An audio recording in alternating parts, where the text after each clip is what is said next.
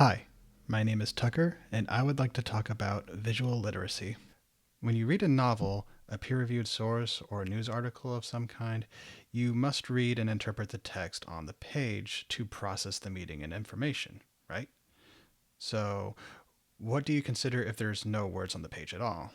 What about images? To paraphrase Chauvin, visual literacy is the ability to access, analyze, evaluate, and communicate information in any variety of form that engages the cognitive processing of a visual image. This includes film, paintings, and plays, amongst other forms of art and design that expresses itself through visual imagery. If visual literacy is defined as the ability to comprehend meaning in visual media, then paintings and drawings are one of the purest forms of visual expression. When one looks at a painting, the text would be the colors, the lighting, the blocking and composition of the subjects within the frame, the shapes that are portrayed or conveyed by said subjects, and even the texture of the painting itself. Symbolism can be conveyed through the aesthetics of the painting, and sometimes they can be quite literal, or sometimes they might not have any meaning beyond the spectacle. Regardless, paintings represent a pure form of visual expression. What you see is what you get. Plays are particularly unique because they have a very strong literary tradition, with the likes of Shakespeare and Arthur Miller and Lorraine Hainsbury being taught in English and literature courses.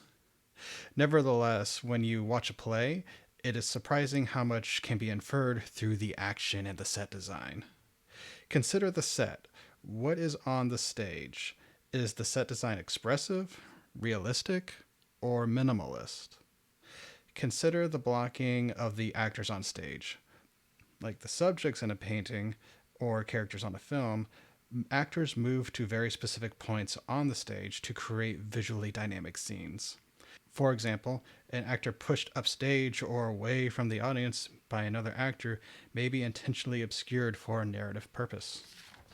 These visual elements are found but amplified through film because the images, well, move. Not only will actors move like in a play, but the camera moves as well. The composition of what is in the frame will often change by the second. This is why it is important to consider everything that is arranged in a shot, or as what they would call the mise en scène.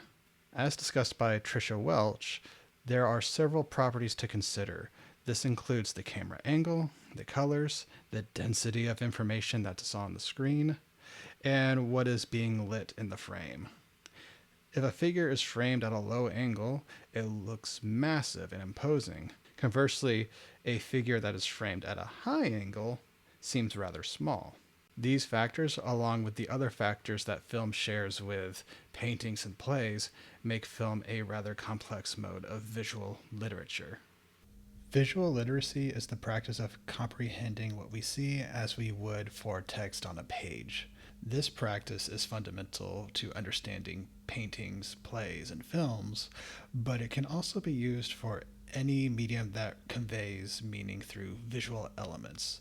This includes concerts, news footage, avant garde performance art, or even non humanities fields like scientific demonstrations.